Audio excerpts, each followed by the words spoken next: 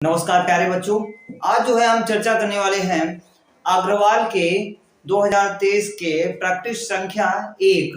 ठीक है, 2000 यानी अब हम जो है जो भी यानी वीडियो अपलोड करेंगे वो सारे के सारे पार्ट वाइज पार्ट होंगे। बात ये पड़ रही है 3 घंटे के लेक्चर में, 3 घंटे के पेपर में यदि यार हम जो है एक लेक्चर में खत्म करें तो हमारी तो हालत पतली हो जाएगी, हालत खराब हो जाएगी। इसलिए जो है हम इनको 3 पार्टों में डिवाइड करके पूरी फिजिक्स का जो है मॉडल पेपर सॉल्व करवाने का प्रयास करेंगे। ठीक है, तो यानी शुरू से अंत तक देखना और परीक्षा की दृष्टि से बहुत ज्यादा इंपॉर्टेंट है। कोई भी क्वेश्चन छूट नहीं पाएगा आपके एग्जाम के, वेरी इंपॉर्टेंट वाला कोई भी एग्जाम नहीं छूट पाएगा। तो चलते हैं समय बर्बाद ना करते हुए, जैसा कि पहला क्वेश्चन जो है आप लोगों के स्क्रीन पर आ गया होगा। तो पहला क्वेश्चन है का नंबर फर्स्ट का खंड आ का पहला है का नंबर चांदी का परावैद्युतांक के होता है। चांदी का परावैद्युतांक के का मान होता है। तो पहले का जो है पहला नंबर क्या कह रहा है, चांदी का। ठीक है, किसका भैया, चांदी का। चांदी का परावैद्युतांक क्या भैया, परावैद्युतांक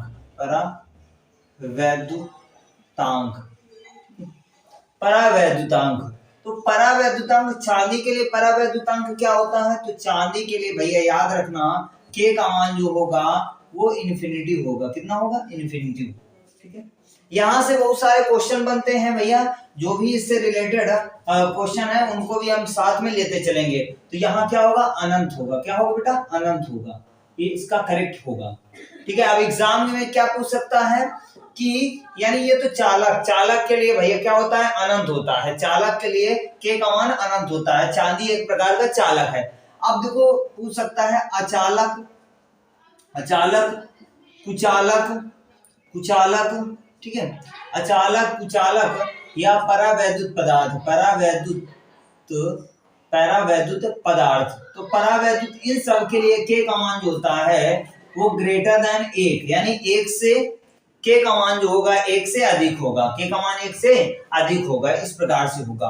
और इसके अलावा और पूछ ले तो क्या पूछ सकता है कि इतना तो क्लियर हो गया।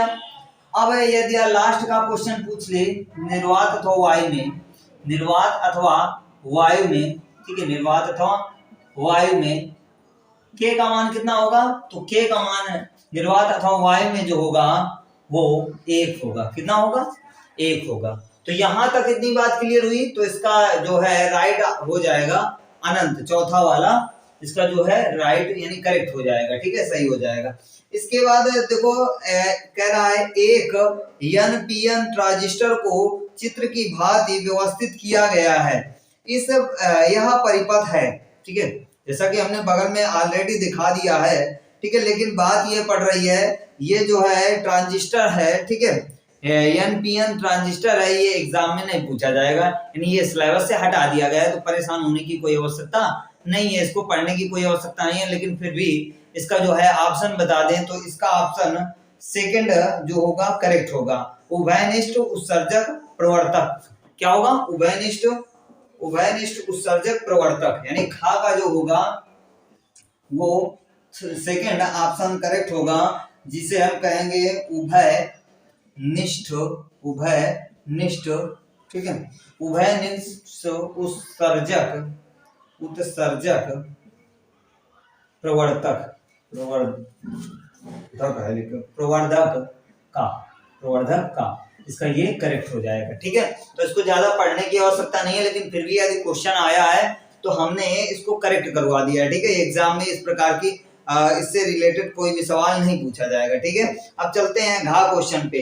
घा क्वेश्चन कह रहा है पतले प्रिज्म के पदार्थ का अपवर्तनांक क्या होगा यदि उसके अपवर्तक कोण तथा विचलन कोण का मान समान हो। ठीक है, तो इसके लिए कौन सा करेक्ट होगा, तो जैसा कि हमने पढ़ चुके हैं कि प्रिज्म का सूत्र क्या होता है। इसका राइट ऑप्शन जो है हम बाद में बता देंगे, लेकिन प्रिज्म के लिए सूत्र क्या होता है तो याद रखना बेटा, प्रिज्म का सूत्र क्या होता है, प्रिज्म का सूत्र। तो प्रिज्म का सूत्र जैसा कि कक्षा जो है 10th में भी पढ़ा होगा और इंटर में, क्या होता है, sine sigma m plus a upon 2 और होता है sine sigma m sorry a/2 अब देखो भैया पतला प्रिज्म यदि यार यूज हो जाए तो ठीक है, पतला प्रिज्म यदि यार यूज हो जाए तो सिग्मा जो है ये जो साइन है ये साइन नहीं रहता, अर्थात n जो पतले प्रिज्म के लिए सूत्र होगा, पतले प्रिज्म के लिए पतले प्रिज्म का सूत्र, पतले प्रिज्म का सूत्र, तो बेटा याद रखना पतले प्रिज्म का सूत्र क्या होता है, तो n बराबर होता है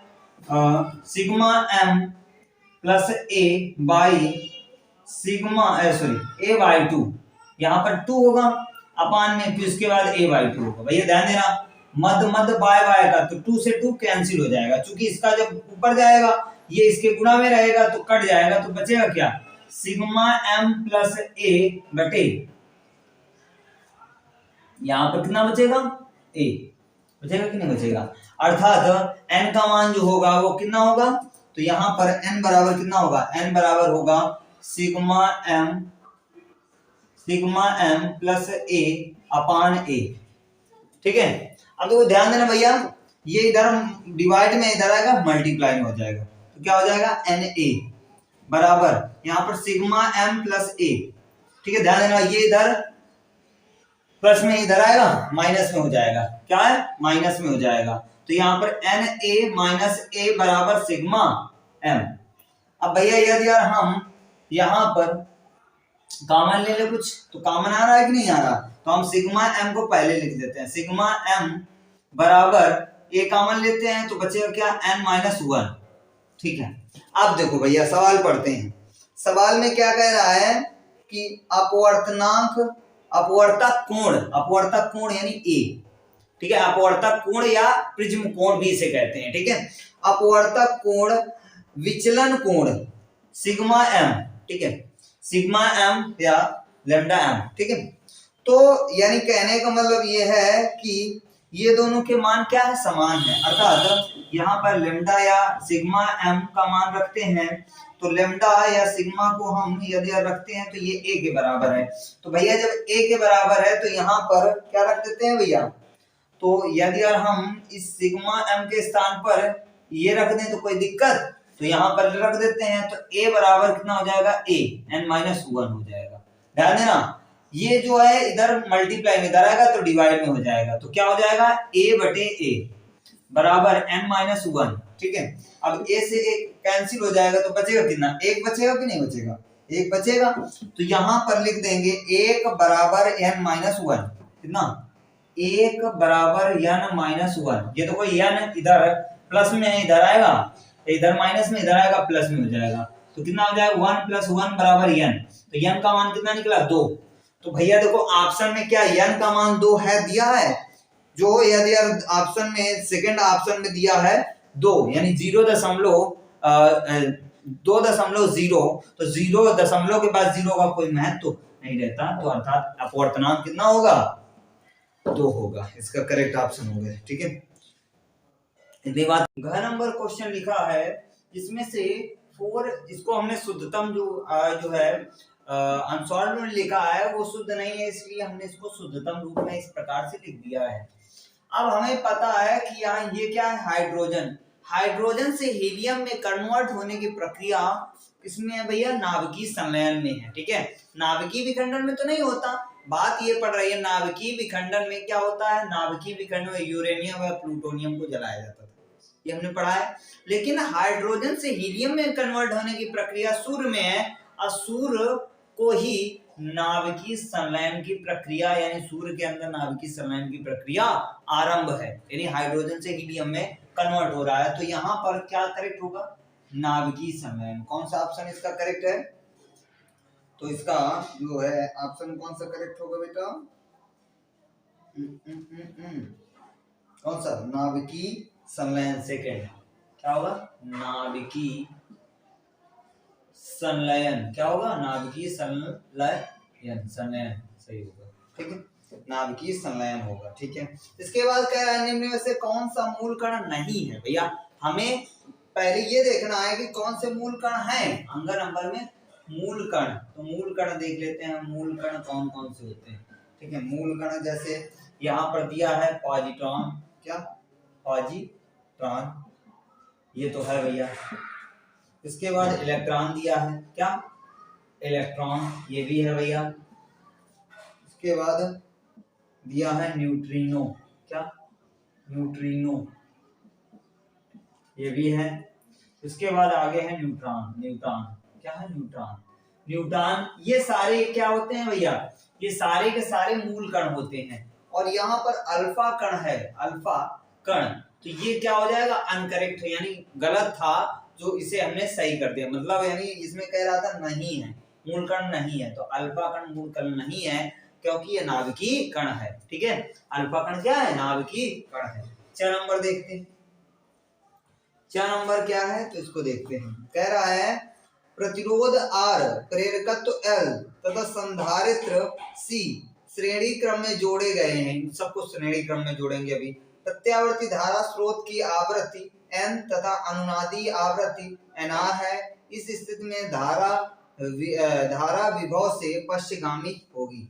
मतलब हमें ये बताना है कि धारा जो होगी वो किसके विभव से पश्चिमगामी होगी। पश्चिमगामी कैसे होगी देखते हैं। पहले तो हम चित्र बनाते हैं। तो चित्र में सबसे पहले हम क्या बनाते हैं, प्रेरकत्व। क्या बनाते हैं, प्रेरकत्व। इस प्रकार से प्रेरकत्व को प्रदर्शित किया जाता है। इसके बाद संधारित्र को इस प्रकार से प्रदर्शित किया जाता है और प्रतिरोध को इस प्रकार से प्रदर्शित किया जाता है।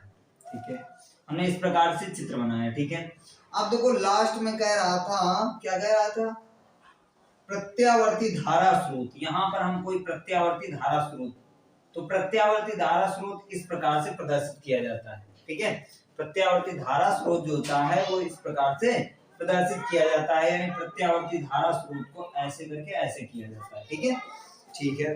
तो कह रहा है आवृत्ति तथा अनुनादी आवृत्ति, मतलब यानी ये दोनों क्या भैया वैद्युत धारा और विभव से पश्चिमगामी होंगे। कब पश्चिमगामी होंगे, चलो इसको समझते हैं। तो चूंकि हमने पढ़ा है, ठीक है, कुमार मित्तल की बुक्स में या किताबों में क्या दिया हुआ रहता है, प्रत्यावर्ती धारा स्रोत की आवृत्ति, आवृत्ति को एफ से प्रदर्शित करते हैं। क्या भैया, यानी आवृत्ति, स्रोत की आवृत्ति, स्रोत की आवृत्ति, स्रोत की आवृत्ति, स्रोत की आवृत्ति एफ से प्रदर्शित करते हैं। लेकिन यहाँ पर एन दिया हुआ है, क्या दिया हुआ है, एन। उसके बाद अनुनादी आवृत्ति, अनुनादी आवृत्ति, अनुनादी आवृत्ति जो दी हुई है वो एफ आर से वास्तव में होती है, लेकिन यहाँ पर दी हुई है एनआर दी हुई है। कितनी, एनआर। तो भैया हमने पढ़ा है कि यदि और ये सभी किस क्रम में जुड़ेंगे, श्रेणी क्रम में। भैया इसमें बोला है ये सभी श्रेणी क्रम में जुड़े हैं।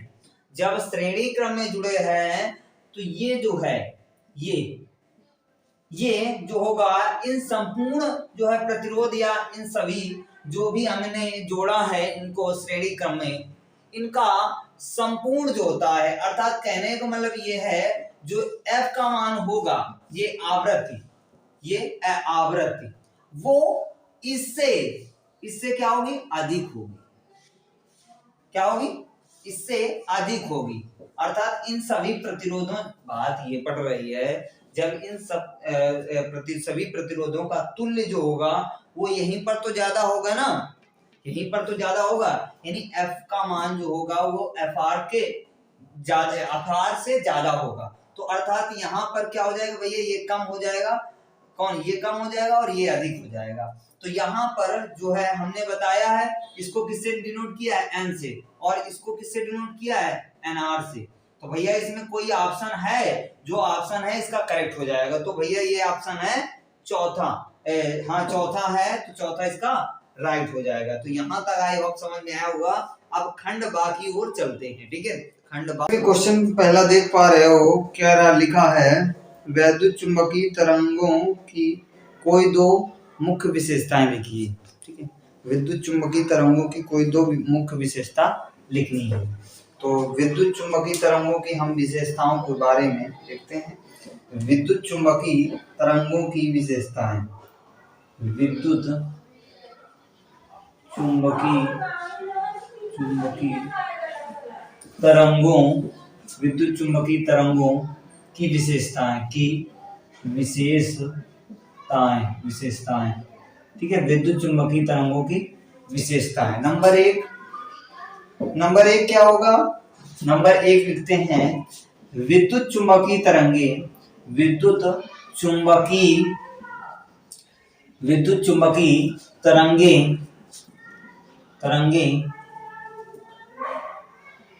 तरंगे निर्वात में, विद्युत चुंबकीय तरंगे निर्वात में प्रकाश की चाल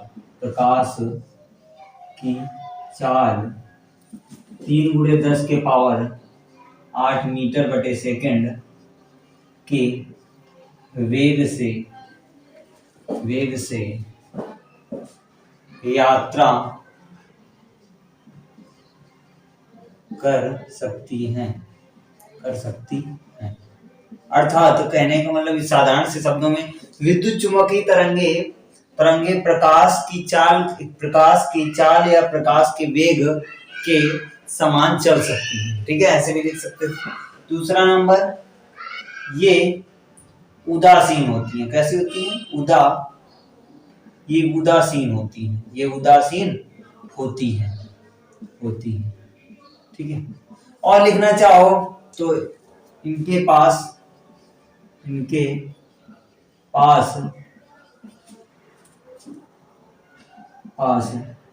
ऊर्जा तथा संवेग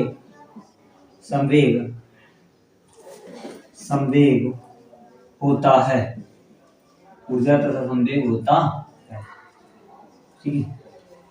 इनके पास ऊर्जा तथा संवेग होता है, ठीक है। इतनी बात क्लियर हुई? हमने 3 दे दिया, 3 में से 2 जो अच्छे समझ में आया उनको लिख लेना।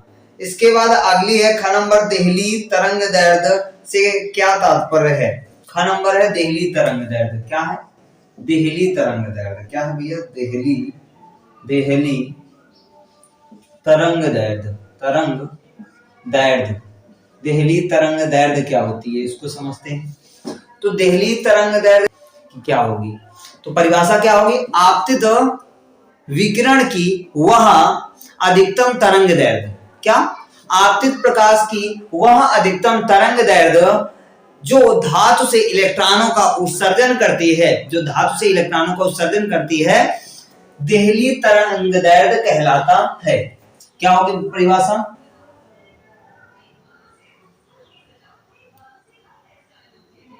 प्रकाश की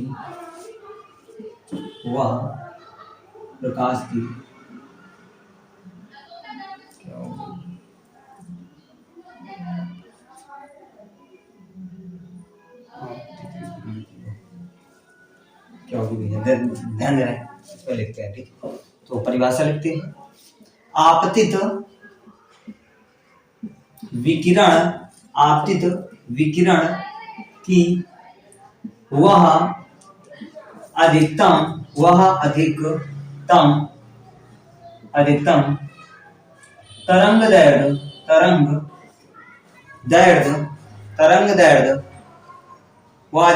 तरंग दैर्ध्य जिसके जो धातु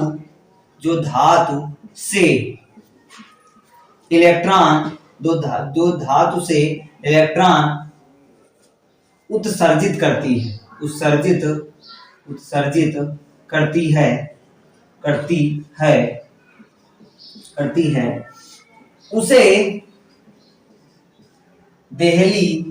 उसे देहली तरंग दैर्ध्य कहते हैं। देहली तरंग दैर्ध्य कहते हैं। इसे किससे प्रदर्शित किया जाता है? तो इसे प्रदर्शित किया जाता है लैम्डा नॉट से।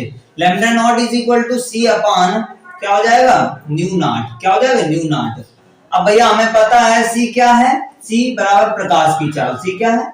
प्रकाश की चाल, ठीक है। और न्यू नॉट क्या है? तो न्यू नॉट है क्या है? देहली आवृत्ति। क्या है? देहली आवृत्ति। तो भैया एग्जाम में यदि पूछ ले तो इसको भी बता देते हैं देहली आवृत्ति क्या होती है। तो देहली आवृत्ति जो होती है क्या होती? आपतित या आपतित विकिरण की वह न्यूनतम आवृत्ति जो किसी धातु से इलेक्ट्रॉनों का उत्सर्जन करे उसे क्या कहते हैं, देहली आवृत्ति कहते हैं। ठीक है, आगे पीछे यानी वीडियो को पीछे करके परिभाषा को लिख सकते हो। ठीक है, इतनी बात क्लियर होगी, नहीं क्लियर होगी? ठीक है, अब इसके बाद अगला क्वेश्चन चलते हैं। तो उसके यानी देहली आवृत्ति के लिए फार्मूला होगा nu naught is equal to c upon lambda naught. ये देहली आवृत्ति के लिए फार्मूला होता है। ठीक है, इसको भी हमने क्लियर कर दिया। अब देखो अगला ग नंबर है n बराबर 3/2 अपवर्तनांक वाले कांच के एक उत्तल लेंस को n बराबर 3/2 अपवर्तनांक वाले द्रव में डुबोने पर फोकस दूरी तथा प्रकृति पर क्या प्रभाव पड़ेगा, यानी प्रकृति पर क्या प्रभाव पड़ेगा। भैया एक बात याद रखना, यदि और जो है ग नंबर में जो है n का मान पहले दिया हुआ है 3/2, ये किसके लिए दिया है, कांच के लिए दिया गया है। ठीक है, कांच के लिए। उसके बाद एक उत्तल लेंस को यानी उत्तल लेंस को द्रव में डुबाया जाता है। n बराबर जो होगा n उत्तल लेंस के लिए n बराबर इतना ही होगा जो कि जिसे हम द्रव में डुबोया, किसमें, द्रव यानी लिक्विड में डुबोया है। जब लिक्विड में डुबोया है तो कह रहा है फोकस दूरी और प्रकृति पर क्या प्रभाव पड़ेगा। तो भैया एक चीज याद रखना, जब यानी अपवर्तनांक किसी दो ऑब्जेक्टों के अपवर्तनांक जब सेम रहते हैं तो उनकी जो जब उसे जल में हम डुबोएंगे इतने अपवर्तनांक वाले कोई लेंस, ठीक है, तो उन पर यानी पहले कांच और फिर उसके बाद इसको लेंस जो था इन दोनों को हमने जल पर डुबोया है। ठीक है, लेंस को हमने जल पर डुबोया है, ये लेंस मान लो। ठीक है, लेंस लिख देना। ठीक है, लेंस को हमने जल पर डुबोया तो कह रहा है एफ यानी फोकस दूरी। तो भैया एफ जो होगा जब जल में डुबोएंगे दोनों को, जब यानी अपवर्तनांक का मान समान हो तो याद रखना एफ का मान जो होगा वो कितना होगा, अनंत होगा। क्या होगा, अनंत होगा, पहली बात। तो इसमें लिखना है, क्या लिखना है, जब, क्या लिखेंगे, जब। अब इसके अलावा चलो ठीक है लिख देते हैं, जब दोनों माध्यम का अपवर्तनांक, दोनों माध्यम का अपवर्तनांक समान हो तो फोकस दूरी अनंत होगी तथा, अब इसके बाद क्या कह रहा है भैया, इतना तो समझ में आ गई बात।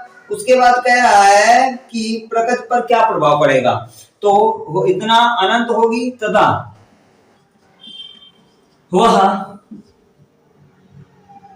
समतल प्लेट की भांति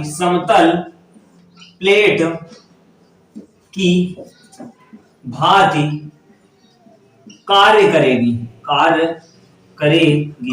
समतल प्लेट की भांति कार्य करेगी मतलब इतना जो है ऐसे इस प्रकार से जो है हमारा जो है ग नंबर भी हो गया। अब घ नंबर देखते हैं। ठीक है, तो इसको रफ कर देते हैं, फिर इसके बाद घ नंबर जो है इसी के आगे लिखते हैं। ठीक है, तो घ नंबर की ओर चलते हैं, तो रफ कर देते हैं। स्क्रीनशॉट लेना हो बेटा ले सकते हो, स्क्रीनशॉट जिस बच्चे को लेना हो तो ले सकते हैं, और इस चीज को लिख देना, यहाँ से ही परिभाषा चालू होती है वहां तक इस प्रकार से लिखना है। ठीक है, तो ठीक है।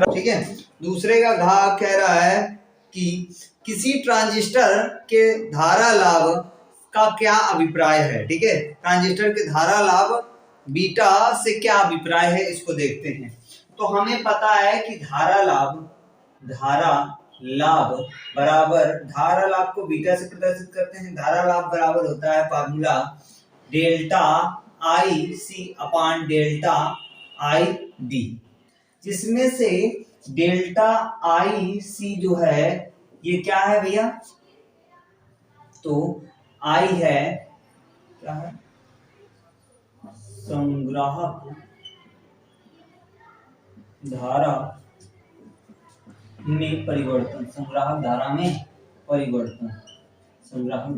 परिवर्तन, और डेल्टा आई बी जो है आधार धारा में परिवर्तन, आधार धारा में परिवर्तन।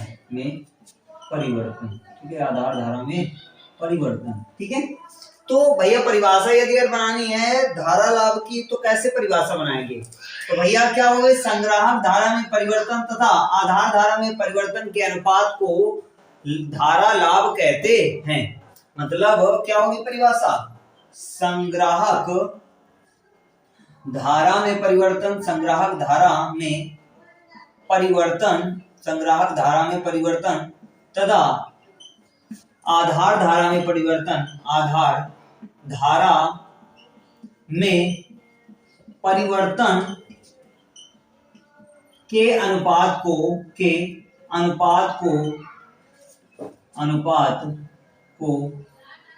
धारा लाभ कहते हैं, धारा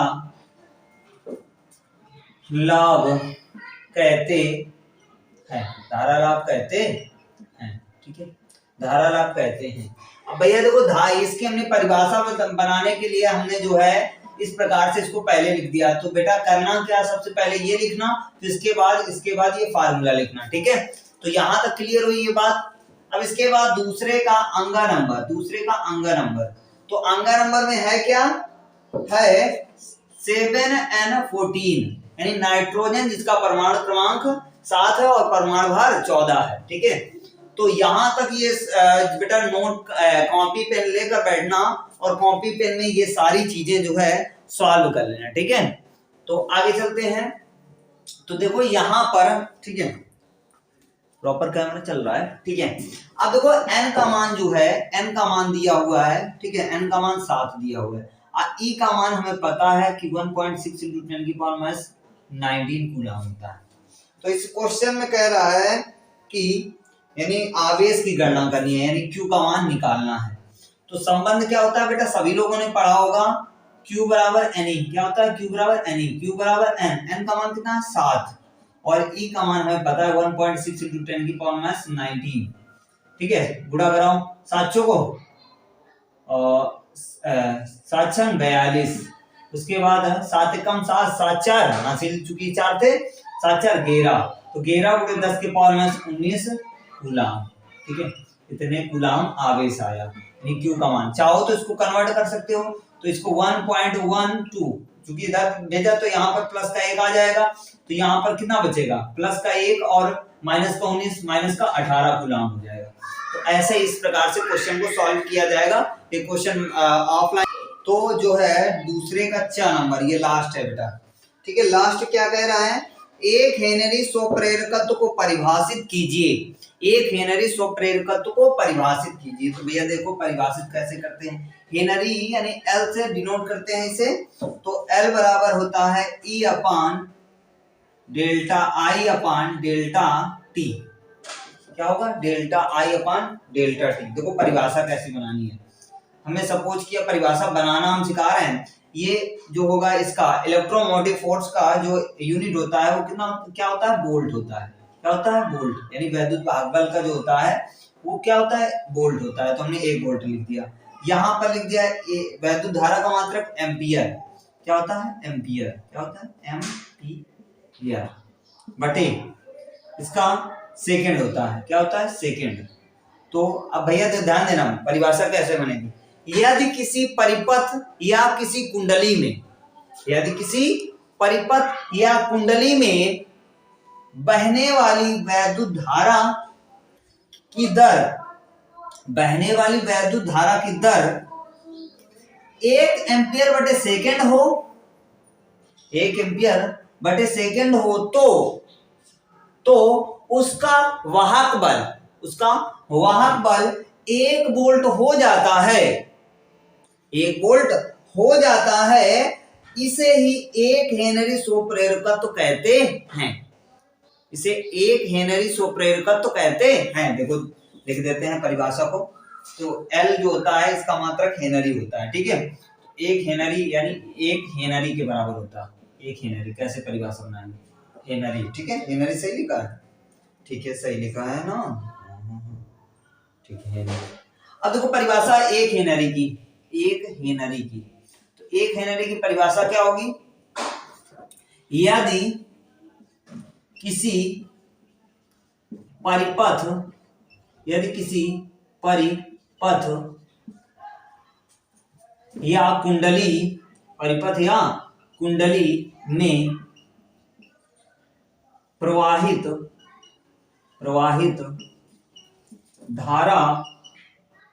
धारा की दर, प्रवाहित धारा की दर 1 एम्पियर